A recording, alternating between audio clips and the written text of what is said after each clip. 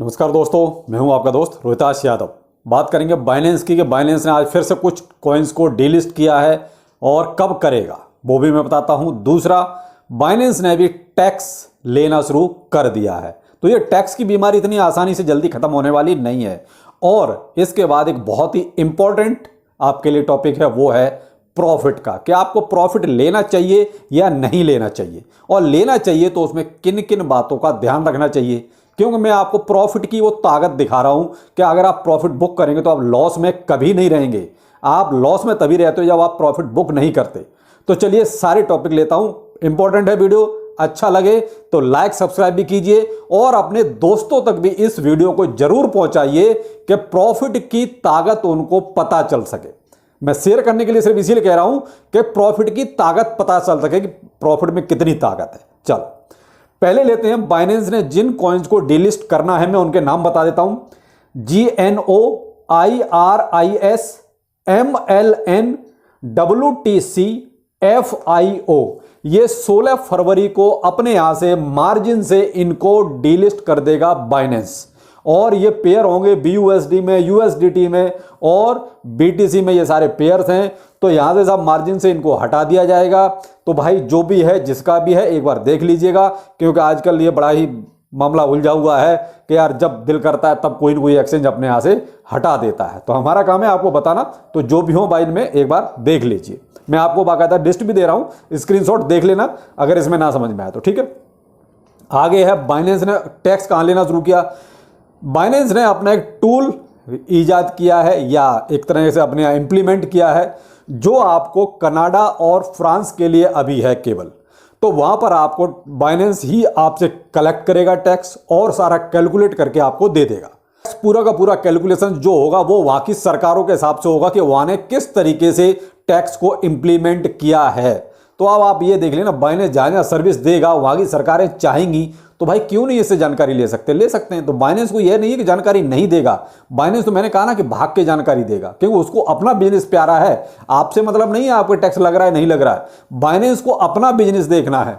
तो भाई सरकार ने यहाँ कनाडा और फ्रांस ने बोला, उसने दे दिया भाई ठीक है, ये सब टैक्स है, इनसे वसूल कर लो, या कहो तो हम ही इनसे आपको दे देते हैं। तो ये है साहब बाइनेंस का हाल, जो बाइनेंस ने भी अब टैक्स एक तरह से शुरू कर दिया है।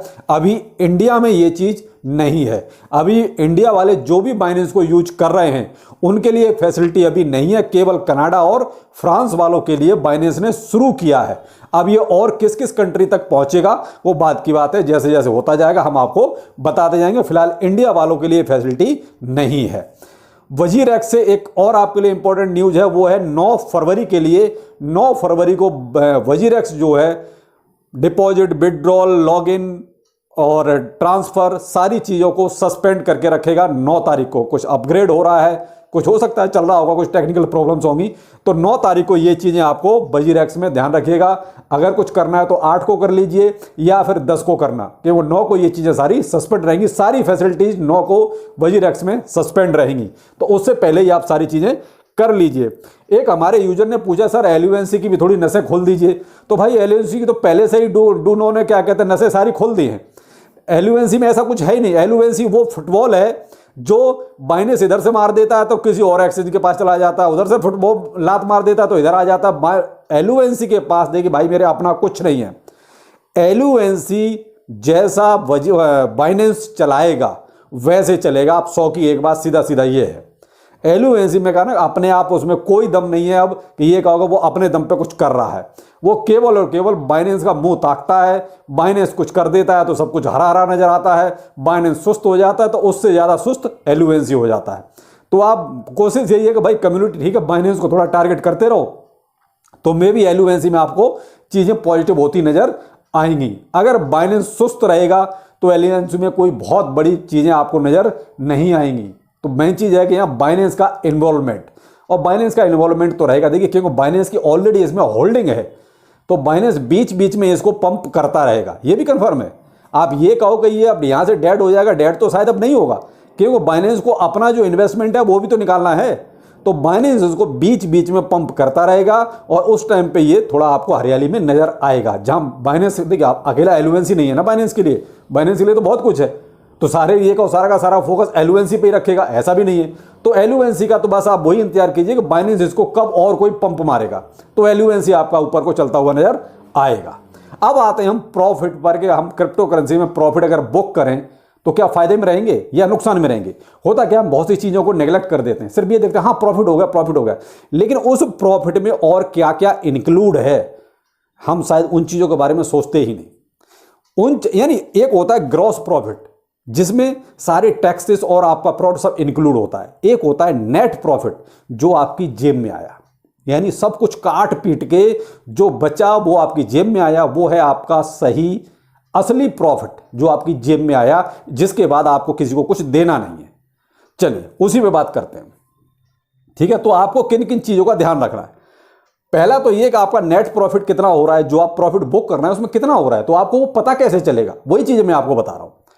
उसमें आपको ध्यान रखना है, एक तो टैक्स अपना 30% टैक्स लग रहा है, टीडीएस लग रहा है 1%, और जीएसटी। ये जीएसटी अभी आपकी तरफ से भी एक्सचेंज दे रहे हैं, जीएसटी आपको अभी नहीं देना है। बाकी वैसे 18% जीएसटी भी लगता है, एक्सचेंज जब चाहें तब आपके ऊपर लगा सकते हैं, चाहे तो वो 50-50 कर सकते हैं, लेकिन अभी जीएसटी आपकी तरफ से भी और वो अपनी तरफ से भी एक्सचेंज ही दे रहे हैं 18%। और एक्सचेंज फी, ये चीजें ऐसी हैं जो आपके प्रॉफिट में शामिल हैं। अब एग्जांपल के तौर पे बताता हूं, मान लीजिए आपने किसी ट्रेड में 100 रुपए का आपने प्रॉफिट लिया, ये 100 रुपए भी हो सकता है, 10,000 भी हो सकता है, 10 लाख भी हो सकता है। मैं आपको एक मिनिमम अमाउंट से बता रहा हूं कि मान लीजिए आपको कहीं 100 रुपए प्रॉफिट हुआ और आपको ये दिखाई दे रहा मुझे 100 रुपए प्रॉफिट हो गया, मैं इसको निकाल लेता हूं, बहुत अच्छी बात है, प्रॉफिट निकालिए, लेकिन आपकी जेब में कितना आएगा ये भी तो आपको पता होना चाहिए। तो पहली बात, इस 100 रुपए पर आपको देखिए 30% टैक्स देना है, क्योंकि प्रॉफिट हुआ ये आपको, ये आपका इन्वेस्टमेंट नहीं है। मैं ये 100 रुपए आपका प्रॉफिट मान रहा हूं, इन्वेस्टमेंट आपका 200 हो सकता है, 500 हो सकता है, लेकिन प्रॉफिट मैंने आपका 100 रुपए माना कि आपको इन्वेस्टमेंट जो भी था उस पर 100 रुपए प्रॉफिट हुआ, उस पर आपको 30% तो टैक्स का ध्यान रखना पड़ेगा कि आपको सरकार को देना है। ये किस में से जाएगा, आपको प्रॉफिट में से। टीडीएस जाएगा आपका 1%, किस में से जाएगा, इसी 100 रुपए में से। और एक्सचेंज फीस भी लगेगी किस में से, इसी में से लगेगी। तो अब आपने जो बुक किया उसमें से 30% तो टैक्स निकाल दीजिए, 30% आपको देना, 1% टीडीएस आपका 10 रुपए बना, ठीक है। और एक्सचेंज फी डिफरेंट होती है हर एक एक्सचेंज के, किसी की थोड़ी कम होती है तो किसी की ज्यादा होती है। अब मैंने जो 6 रुपए एक्सचेंज फी माना है ये है हमारे सन क्रिप्टो की, क्योंकि मेरे पास मोस्टली जो कमेंट आते हैं वो सन क्रिप्टो के आते हैं। तो 100 रुपए पर अप्रोक्स 6 रुपए तो एक्सचेंज ले लेता है आपसे। तो 100 रुपए में से 30 रुपए, 10 रुपए और 6 रुपए ये आपका खर्चा और निकल गया, यानी टोटल आपका 46 यानी 46 रुपए आपके 100 रुपए में से ये निकाल दीजिए, ठीक है। अब निकाल दिए तो आपका कितना बचा, यानी कि 54 रुपीज आपके पास बचे। ये 54 रुपये यानी कि 54 रुपए आपका नेट प्रॉफिट है जो आपकी जेब में आ रहा है, इसमें से आपको किसी को नहीं देना। यहां पर आपका जो ये टीडीएस है ये रिफंडेबल है, ये आपको जब आईटीआर फाइल करोगे तब मिल जाएगा, लेकिन करंट में जो हमारे पास से चला गया मैं उसकी बात कर रहा हूं। ये 10 रुपए आपको मिल जाएगा जब आप आईटीआर फाइल करोगे तब आपका जो है ये 64 रुपए हो जाएगा प्रॉफिट। लेकिन अभी करंट में जब हमने बुक किया है उस टाइम पे हमें ये सारा देना पड़ेगा, तब 100 रुपए में से 54 रुपए हमारी जेब में आएंगे। तो ये है साहब आपका नेट प्रॉफिट। तो जब भी आप कभी प्रॉफिट बुक करें तो ये कैलकुलेशन जरूर ध्यान रखना कि भाई ये सब निकालने के बाद मेरी जेब में कितना आएगा। होता क्या है कि हमें प्रॉफिट 50 रुपए हुआ तो उसमें कितना आया, कितना हमारी जेब में आएगा, सारा तो टैक्सों में ही चला जाएगा। तो बेहतर यह है कि जब भी आप प्रॉफिट बुक करें तो मैंने आपको एक कैलकुलेशंस बताई हैं, इसी हिसाब से आप कैलकुलेशंस करें और ये देखें कि आपकी जेब में कितना आ रहा है। ये जीएसटी अभी आप छोड़ दीजिए, क्योंकि अभी एक्सचेंज हमारी तरफ से और अपनी तरफ से एक्सचेंज ही पे कर रहा है, अभी ये फैसिलिटी हमारे ऊपर नहीं थोपी है, वरना तो 18% जीएसटी भी लगने लग जाएगा। तो अभी 18% से आप बचे हुए हो, ये आपका वजन जो है एक्सचेंज उठा रहा है। लेकिन अभी तक ये जो 100 रुपए प्रॉफिट था ये हमारा ग्रॉस प्रॉफिट था, जो हम यही देखते हैं हमें 100 रुपए प्रॉफिट हो गया, हमें 100 रुपए प्रॉफिट नहीं हुआ है। उस 100 रुपए में से हमें केवल 54 रुपए कायदे से प्रॉफिट हुआ है, कायदे से जिसे कहते हैं नेट प्रॉफिट। और हम मानते हैं हमें 100 रुपए प्रॉफिट हो गया, हमें 100 रुपए कभी प्रॉफिट नहीं होता 100 रुपए, हमें केवल 54 रुपए मिलते हैं 100 रुपए में से, ये सारे टैक्स काट पीट के। तो ये कुछ प्रॉफिट का वो हाल है। फिर भी मैं कहता हूं 54 रुपए आपकी जेब में आया ना, तो ये 54 रुपए आपका प्रॉफिट है। ये है प्रॉफिट की वो ताकत जो आप छोड़ देते हो। लेकिन आपको वो हकीकत भी पता होना चाहिए कि एक्चुअल में आपकी जेब में क्या आया। तो 100 रुपए में से 54 रुपए मेरे भाई आपकी जेब में आते हैं, जो उसमें से फिर किसी को कुछ नहीं देना। हाँ, बैंक आपका कुछ लेता हो थोड़ा बहुत, तो मैं कह नहीं सकता, वो भी डिफरेंट होता है, हर एक बैंक का चार्ज अलग होता है। लेकिन फिर भी मानता हूं कि लमसम आप 50 रुपए ही मान लीजिए, 4 रुपए और चलो खर्चा निकाल दो सारे, कहीं हो सकता हो थोड़ा बहुत होता हो, तो आप यही मान लीजिए कि 50 रुपए 100 रुपए में से आपके आते हैं जेब में। तो ये प्रॉफिट कैसे बुक करते हैं, कब करते हैं, कैसे करना चाहिए, किन किन बातों का ध्यान रखना चाहिए, तो ये आपको मैंने सारा इस वीडियो में समझा दिया और आपके डाउट सारे अब क्लियर हो गए होंगे प्रॉफिट से रिलेटेड। इसलिए प्रॉफिट बुक कीजिए, मैं तो आपको यही सलाह दूंगा। बाकी आपकी मर्जी, जैसा आपको ठीक लगे। वीडियो कैसा लगा जरूर बताइएगा कमेंट सेक्शन में। अच्छा लगा हो तो लाइक, सब्सक्राइब और शेयर भी दबा के कर दीजिए। और खासकर जो मेरे फेसबुक वाले फ्रेंड हैं, जो नई कम्युनिटी मेरी बन रही है, उनसे जरूर रिक्वेस्ट करूंगा कि आप फेसबुक के अपने ग्रुप में सबको सेंड कीजिए वीडियो, जितने भी है, और ज्यादा से ज्यादा लोगों को फेसबुक पर ऐड कीजिए। फेसबुक पर आइए, सब एक नई कम्युनिटी में खड़ी करते हैं कि वहां भी लोगों को जागरूक करते हैं। ठीक है, तो फेसबुक जरूर ज्वाइन कीजिए, लिंक वीडियो के डिस्क्रिप्शन में अवेलेबल है। तो चलिए फिर मिलते हैं, नमस्कार।